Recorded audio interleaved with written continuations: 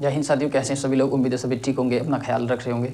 साथियों, आज फिर से हम एक नई वीडियो लेकर आए हैं सीटेट के लिए, जो कि मोस्ट इंपॉर्टेंट है, जो सभी परीक्षाओं में काम करेगी। यानी सीटेट हो या सुपर टेट हो या और अन्य जो परीक्षा होंगी उसमें भी ये काम करेगी, क्योंकि मनोविज्ञान है, ये साइकोलॉजी है ये। दूसरी बात, सीटेट में अक्सर ऐसे क्वेश्चन पूछे जाते हैं जो कि टिपिकल ना होंगे, वो एक व्यवहारिक हों, यानी व्यवहार में जो आते हों। यानी जो व्यवहारिक क्वेश्चन होते हैं बच्चे सीटेट में, उसी को पूछा जाता है कि बच्चों के लिए आप क्या फॉर्मेट अपनाएंगे, या बच्चों के लिए क्या डायमेंशन होंगे, या बच्चों की कौन सी थीम ऐसी होगी जो टीचर उसको वैलिड करेगा या टीचर उसको आगे एक्वायर करेगा। ये सब चीज़ें पूछी जाती हैं। और स्कूल कॉलेज में भी यही करिकुलम होना चाहिए, ना कि वर्डन या बोझ के रूप में। बस्ता 15 किताबों का नहीं होना चाहिए, 20 किताबों की 20 कॉपी नहीं होनी चाहिए।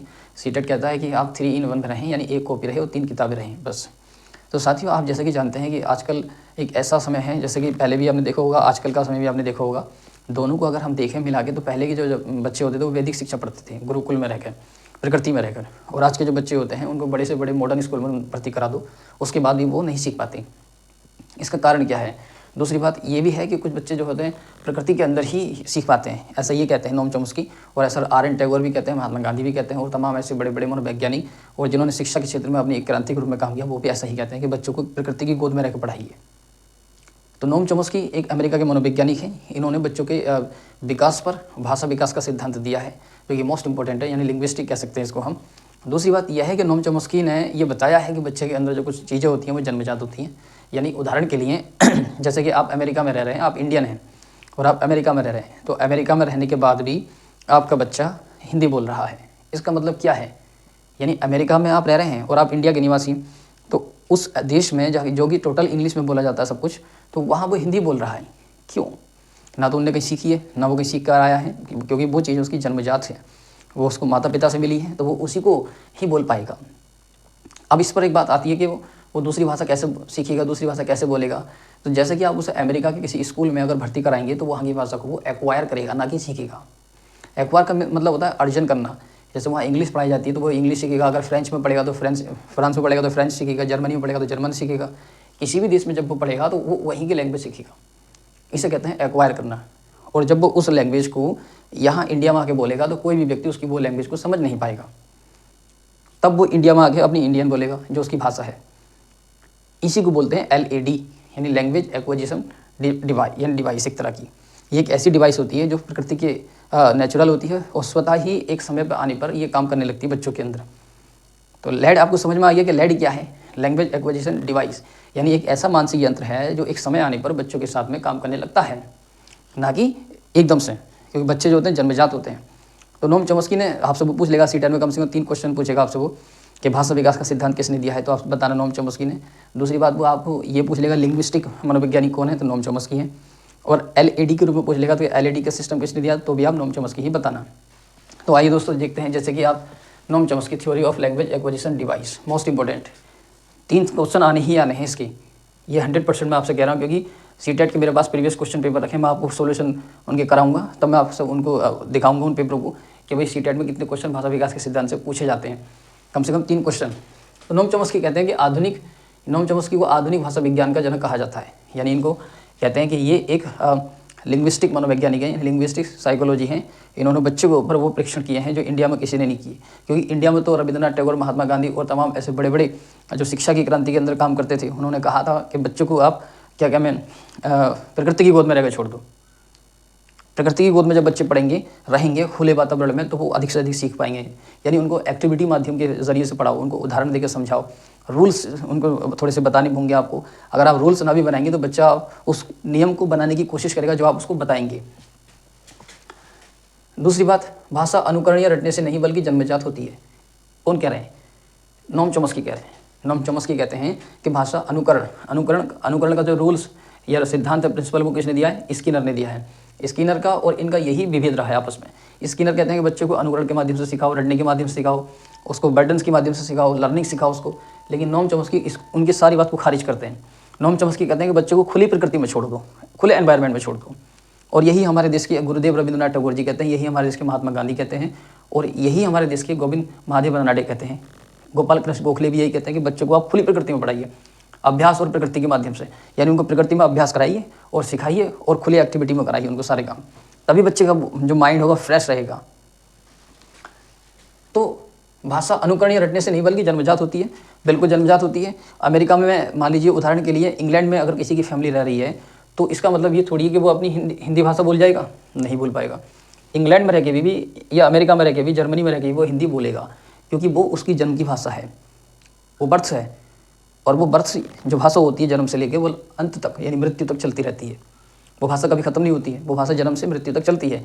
उदाहरण के लिए मान लीजिए मैं इंग्लैंड में जाकर रहने लगूँ तो उसके बाद फैमिली क्या होगी, फैमिली भी वो इंग्लैंड की भाषा बोलेगी नहीं, इंडियन ही बोलेंगे। लेकिन जब बाहर का कोई व्यक्ति मिलने के लिए आएगा तो आप उससे क्या बोलेंगे, इंग्लिश में बात करेंगे। तो उस समय आपको जो भाषा उस समय जो आप बात करेंगे उस दूसरे व्यक्ति से, तो उसको बोलेंगे हम एक्विजिशन यानी एक्वायर, यानी आप उसकी बात को एक्वायर कर रहे हैं, तब उसका रिप्लेस में आप जवाब दे रहे हैं। इसी को बोलते हैं LAD यानी डिवाइस के रूप में। यानी LAD जो होता है वो डिवाइस के रूप में काम करता है, जो एक भाषा से दूसरी भाषा को ट्रांसफर करेगा। लेकिन जब आप उससे हिंदी बोलेंगे तो वो नहीं समझेगा, और अब वो इंग्लिश बोलेंगे तो आप नहीं समझेंगे। लेकिन जब आप इस बात को एक्वायर कर लेंगे कि हाँ ये इंग्लिश बोल रहा है, तब आप उसको इंग्लिश में जवाब दे सकते हैं। इसे कहते हैं LAD। तो दुनिया की सभी भाषाओं में कुछ ना कुछ आसान नियम होते हैं, बिल्कुल होते हैं। जैसे सब्जेक्ट होता है यानी कर्ता के रूप में, क्रिया होती है वर्ब के रूप में, कर्म होता है ऑब्जेक्ट के रूप में। इसकी एक व्यवस्था होती है कि सब्जेक्ट हेल्पिंग वर्ब के रूप में होती है, सब्जेक्ट और उसके बाद वर्ब होती है। वर्ब यानी क्रिया, क्रिया यानी किसी का काम या कोई भी काम करना। उसके बाद कर्म होता है, जहाँ पर हम बैठ के काम करते हैं उसको कर्म बोलते हैं, चाहे वो गाँव हो, शहर हो, सिटी हो, ऑफिस हो, दफ्तर हो, स्कूल हो, विद्यालय हो, वातावरण हो, या वो धरती हो, या पानी हो, या आकाश हो, समंदर हो, किसी भी जगह जब आप काम कर रहे हैं तो वहाँ पर वो कर्म की भूमि हो गई आपकी, कर्म भूमि। चाहे वो आप किसी भी जगह, हम किसी डिपार्टमेंट में उस एट दैट टाइम जब आप हो तो वही आपका कर्म कहलाएगा। साधारण, प्रश्नवाचक, नकारात्मक, कुछ इस तरह के नियम होते हैं। कोई बात आपसे सिंपल में बात कर रहा है तो आप साधारण हो गए, अगर आपसे नेगेटिव बात कर रहा है तो आप नेगेटिव हो गए, और आपसे अगर वो प्रश्नवाचक बात कर रहा है तो आप प्रश्नवाचक हो गए। यानी ये निर्भर करता है उसकी डिपेंडेंसी पर कि वो आप किस वे में उसका जवाब देना चाह रहे हैं, ये बच्चा आपको किस वे में जवाब दे रहा है। जब बच्चे से आप क्वेश्चन करेंगे तुम्हारा क्या नाम है, तो आप ये हो गया हमारा प्रश्नवाचक यानी कि इंटरोगेशन। तो बच्चा उसको सीधा जवाब देगा, सर मेरा नाम अमित कुमार, इस तरह से, आकाश कुमार, सोहन कुमार, मोहन कुमार, इस तरह से जवाब देगा। यानी जब आप बच्चे से इंट्रोगेटिव बात पूछेंगे तो बच्चा आपको पॉजिटिव आंसर देगा। जब आप बच्चे से नेगेटिव पूछेंगे, जैसे मान लीजिए आपने कहा कि तुमने खाना कि नहीं खाया, तुमने खाना क्यों नहीं खाया, तो बच्चा आपसे कहेगा सर अभी भूख नहीं है, या बाद में खा लूँगा। यानी या तो बच्चा नेगेटिव में जवाब देगा या बच्चा आपको वो पॉजिटिव में जवाब देगा। लेकिन 90% वो बच्चा आपको पॉजिटिव में ही जवाब देता है, क्योंकि LAD सिस्टम यही कहता है इनका, नॉम चॉम्स्की का। क्योंकि नॉम चॉम्स्की कहते हैं कि LAD जो होता है वो भाषा विकास के सिद्धांत में एक सीढ़ी के रूप में काम करता है। जैसे मान लीजिए आप छत पर रह रहे हैं ऊपर, और नीचे आपके जीना नहीं है, तो सीढ़ी आप लगा दो तो आप सीढ़ी से चढ़ के आप छत पर चढ़ जाएंगे। वही होता है LAD सिस्टम। यानी LAD क्या होता है, वो भाषा को ऊपर चढ़ाता है। दूसरा होता है गलत वाक्यों को भी नियम के अनुसार बनाने की कोशिश करेगा। अगर आप बच्चे से कहेंगे कि भाई सब्जेक्ट प्लस वर्ब की फर्स्ट फॉर्म में S या ES प्लस ऑब्जेक्ट, या सब्जेक्ट प्लस वर्ब की सेकंड फॉर्म प्लस ऑब्जेक्ट, तब बच्चा चाहे वो गलत ही सीखेगा लेकिन वो उसको बनाने की कोशिश करेगा, चाहे उससे गलत ही बनाए। लेकिन जब आप एक बार रूल लिख देंगे तो वो उसको कोशिश करेगा बनाने की, चाहे वो गलत ही बनाए। इसी को बोलते हैं लैड। जैसे मैं दिल्ली गया तो आई वेंट टू दिल्ली। अब ये तो अधिकतर जो बच्चे सीखे होंगे वो तो बना देंगे, लेकिन जो बच्चे नहीं सीखे होंगे वो गलत भी बनाएंगे। और गलत बनाने के बाद भी आप उसको समझाएं कि ये ऐसे बनेगा। ये जो आपने देखा ना आई वेंट टू दिल्ली, इसे कहते हैं LAD। इससे सिद्ध होता है कि बच्चा खुद नियम बना रहा है। अगर वो गलत सेंटेंस बना रहा है तो इसका मतलब यह है कि बच्चा खुद अपने एक नियम बना रहा है। तुमने देखा होगा कक्षा 1 से 5 तक के जो बच्चे होते हैं, अपनी कुछ ना कुछ पेंटिंग, कुछ ना कुछ चीज़ अपने हाथ से बनाते रहते हैं, बिना शिक्षक के, बिना टीचर की अनुमति के, या टीचर अगर ना भी कह रहा तो वो कुछ ना कुछ लिखते रहते हैं, पढ़ते रहते हैं। तो उसी को बोलते हैं एक्वायर करना। यानी कि उस चीज़ को एक्वायर करना जिस समय वो बैठे हों, जिस किताब के पास बैठे हों, जिस बुक के पास वो बैठे हों, जिस कॉपी के पास या जिस क्लास के पास वो बैठे हों, उन चीज़ों को एक्वायर ही किया जाता है, सीखा नहीं जाता है। सीखना तो जब होता है कि जब आप किसी चीज़ का रट्टा लगा रहे हैं, तो रट्टे को ये चीज़ खारिज करते हैं, मना करते हैं, कहते हैं कि आप सिरे से आप सीखिए। जैसे इनका पहला जो प्रिंसिपल है वह है जन्मजात सिद्धांत यानी नेटिव थ्योरी। ये कहते हैं कि अगर आप इंडिया में हैं और USA में जाकर रह रहे हैं तो आपका बच्चा हिंदी बोलेगा, और जब वो उस कॉलेज में पढ़ने के लिए जाएगा तो वहाँ पर वो इंग्लिश को एक्वायर करेगा। ये कहते हैं ये नॉम चॉम्स्की, समझे। जैसे इंग्लैंड में आप रह रहे हैं और आप इंडिया के निवासी हैं तो आप वहाँ पर हिंदी बोलेंगे, लेकिन जब आप वहाँ के स्कूल कॉलेज में पढ़ के आएंगे वापस में, और जब आप वहाँ साल 6 महीने रुकेंगे तो वहाँ आप इंग्लिश को एक्वायर कर लेंगे, सीखेंगे नहीं, एक्वायर की जाएगी वो। दूसरा कहते हैं कि worth to die learning process in environment. भाषा जन्मजात होती है और जन्म से लेकर मृत्यु तक चलती रहती है। Do not take open state mind. Noam Chomsky कहते हैं कि बच्चे जो होते हैं वो कोरी प्लेट नहीं होते। कोरी प्लेट का मतलब कोरा कागज़ नहीं होते। जैसे कि खाली एक प्लेन पेपर होता है तो वो खाली प्लेन पेपर नहीं होते। बच्चे जो होते हैं अपने साथ कुछ ना कुछ लेकर आते हैं। यानी जो बच्चे पैदा होते हैं तो बच्चे के दिमाग में खाली प्लेट नहीं होती।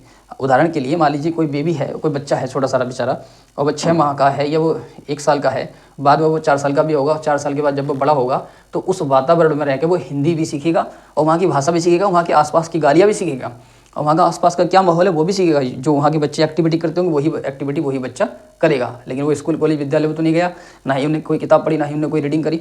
बिना स्कूल जाए बिना किताब पढ़े ही बच्चा हिंदी बोलेगा।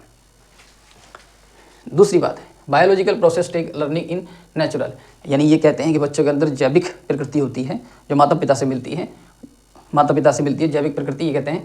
और process take a learning in natural, लेकिन बाद में जैसे जैसे बच्चों की आयु बढ़ती है वैसे वैसे उनकी लर्निंग बढ़ती चली जाती है प्रकृति के साथ रहकर। डू नॉट लर्न, वो किसी चीज़ को याद नहीं करते। डेवलप लैंग्वेज इन चाइल्ड, क्या करते हैं बस उस वातावरण में रह के अपनी जो भाषा होती है उसको विकसित करते हैं। उदाहरण के लिए 3 साल का बालक मोहल्ले पर उसमें कहीं खेल रहा हो और वहाँ के बच्चे हिंदी बोल रहे हो आपस में या खेल कूद रहे हो, तो वो बच्चा भी उनकी बातों को देख के सीखने लगेगा, या उस परिवार के अंदर क्या बातें होती हैं वो उन बातों को देखने लगेगा कि मम्मी पापा उसके किस वे में या किस रूट में उसमें बात कर रहे हैं। दूसरा इन्होंने जो सिद्धांत दिया है वो सार्वभौमिक व्याकरण का दिया है, यानी यूनिवर्सल ग्रामर। कहते हैं कि general structure grammar live in child of birth. Noam Chomsky कहते हैं कि बच्चे के दिमाग में एक यूनिवर्सल ग्रामर होती है, यानी एक सार्वभौमिक जो व्याकरण होती है वो उसके दिमाग में खुद ही होती है। जब बच्चे पैदा होते हैं, चाहे वो बेटा हो या बेटी हो, तो उसके दिमाग में वो दोनों चीज़ें अपने आप ही आती हैं ग्रामर के रूप में। अगर आप सिटी में रह रहे हैं तो वो चीज़ें सिटी के हिसाब से ढल जाएंगी, और आप गांव में रह रहे हैं तो गांव के हिसाब से ढल जाएंगी। अगर आप और भी देहात में रहते हैं, जैसे मान लीजिए भोजपुर की तरफ या बिहार की तरफ या झारखंड की तरफ या रांची की तरफ या बंगाल की तरफ, या इसके अलावा जैसे आप तमिल, तेलुगु, कन्नड़, मलयालम की तरफ या केरल की तरफ, तो केरल में तो और भी ज़्यादा डेवलपमेंट एजुकेशन का है, तो वहाँ पर एजुकेशन के रूप में ज़्यादा डेवलपमेंट हो जाएगी।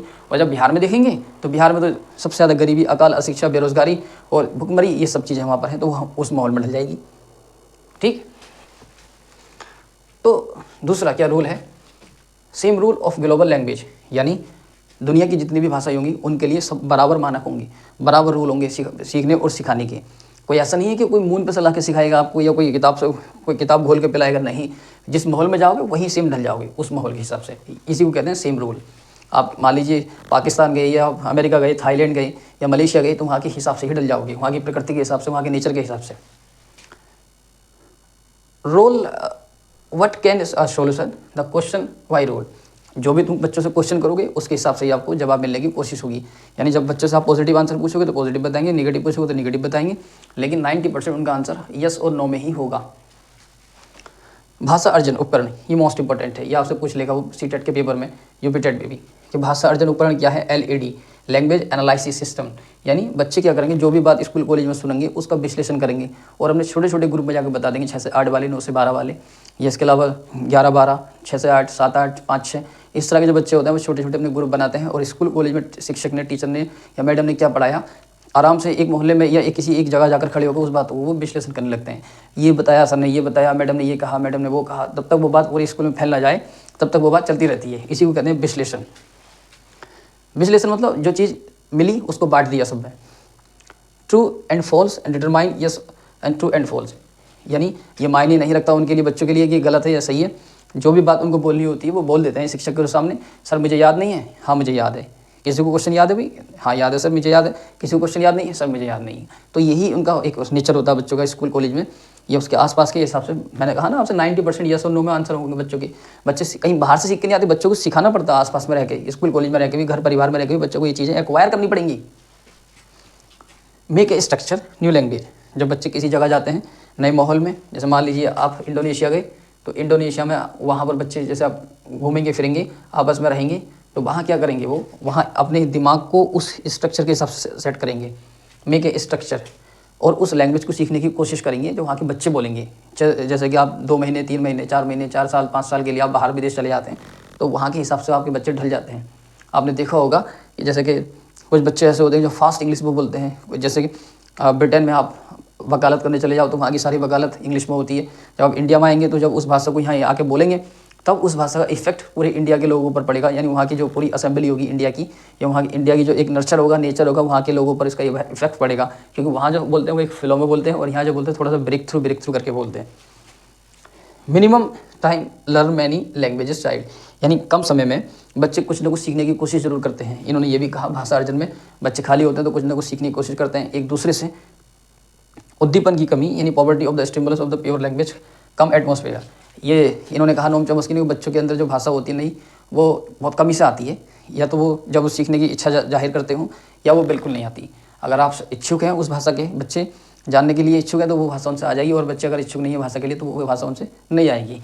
कहते हैं ना कि प्योर लैंग्वेज ये मुश्किल है, क्योंकि प्योर लैंग्वेज जैसे मान लीजिए मैं तमिलनाडु पहुंच जाऊँ तो मुझसे तमिल नहीं आएगी। अगर मैं 6 महीने भी रहूँगा तो भी मुश्किल से आएगी, 2-3 बातें ही मुझसे सीखी जाएंगी। अगर मैं केरल पहुंच जाऊँ तो केरल में भी मैं 2-3 बातें ही सीख पाऊँगा, मलयालम की नहीं बोल पाऊँगा, क्योंकि मैं हिंदी और इंग्लिश जानता हूँ टोटल। व्यवहारवाद का खंडन। तो व्यवहारवाद का खंडन यानी कि rejection of the behaviour, rejection of behaviour यानी new social activities in life, school and public place. बच्चे स्कूल कॉलेज में नई से नई चीज़ों को खोजने की कोशिश करते हैं, किताब के माध्यम से या शिक्षक के माध्यम से या शिक्षिका के माध्यम से या अपने ग्रुप के माध्यम से, और उसको फिर वो दूसरे के सामने रिप्रेजेंट करते हैं। रिप्रेजेंट मीन्स मतलब कि दिखाते हैं दूसरों को कि सर हमने ये प्लान बनाया, हमने ये चीज़ बनाई, हमने ये चार्ट पेपर बनाया, हमने ये स्ट्रक्चर बनाया, हमने ये पेंटिंग बनाई, इसी को बोलते हैं। CDP में नोम चॉम्स्की एक्विजिशन बायोलॉजिकल, यानी नोम चॉम्स्की CDP में इन्होंने बताया है कि बच्चे जैविक होते हैं, बायोलॉजिकल होते हैं और एटमॉस्फेयर में रहकर अपने आप को बिल्डअप करते हैं, बनाते हैं, यानी वो एक तरह से खुद को अपने आप को बिल्डअप करते हैं और अपने आप को डेवलपमेंट करते हैं, अपना डेवलप करते हैं, अपनी भाषा का, अपने विकास का, अपने व्यवहार का, अपनी पर्सनैलिटी का बच्चे अपने आप को बनाना शुरू कर देते हैं। Human brain plus language plus atmosphere, इसी को कहते हैं नोम चॉम्स्की। नोम चॉम्स्की यानी सबसे पहले ह्यूमन ब्रेन, फिर लैंग्वेज। ह्यूमन ब्रेन में जैसे मैंने बताया कि हिंदी होगी 100% होगी, चाहे उसको किसी भी स्कूल में भेजो भारत के आप, फिर भी आप वो हिंदी बोलेगा या तमिल बोलेगा। किसी भी क्षेत्र में रह रहा हो, अगर वो उत्तर भारत में रह रहा है तो हिंदी बोलेगा, कश्मीर में रह रहा तो कश्मीरी बोलेगा, बिना स्कूल जाए बोलेगा। जब आप स्कूल में उसे दाखिल कर देंगे तो अपनी भाषा के जो भी डायमेंशन होंगे टेढ़े मेढ़े उनको वो ठीक करेगा स्कूल में। उदाहरण के लिए जैसे कि एक ह्यूमन ब्रेन होगा, लैंग्वेज होगी, एटमॉस्फेयर होगा। एटमॉस्फेयर मतलब एक वातावरण होगा वहाँ सिखाने का। मॉडर्न लैंग्वेज साइंस रूट, मना करते हैं बिल्कुल कि मॉडर्न लैंग्वेज को आप साइंस के वे में मत सिखाइए, सोशल एक्टिविस्ट के माध्यम में सिखाइए। नई भाषा आप किसी को सिखा रहे हैं तो आप उसको ये कहेंगे भाई आप उसको रटो या उसको आप पढ़ो, नहीं बिल्कुल नहीं कहेंगे। आप उसको सोशल एक्टिविस्ट के माध्यम से उस भाषा का विकास कराइए ताकि वो चीज़ों को सीख सकें। तो यही था नोम चॉम्स्की का सिद्धांत, theory of language acquisition. Most important है, इसके 2 से 3 क्वेश्चन 100% बनने हैं, 3 मार्क के, और ये जरूर आएंगे। और साथियों पिछली वीडियो के लिए आप सभी का शुक्रिया, आपको सपोर्ट और सहयोग रहा तो फिर आगे ऐसे ही काम करते रहेंगे। और अगर वीडियो अच्छी लगे तो लाइक शेयर और कमेंट सब्सक्राइब करें। जय हिंद, जय भारत।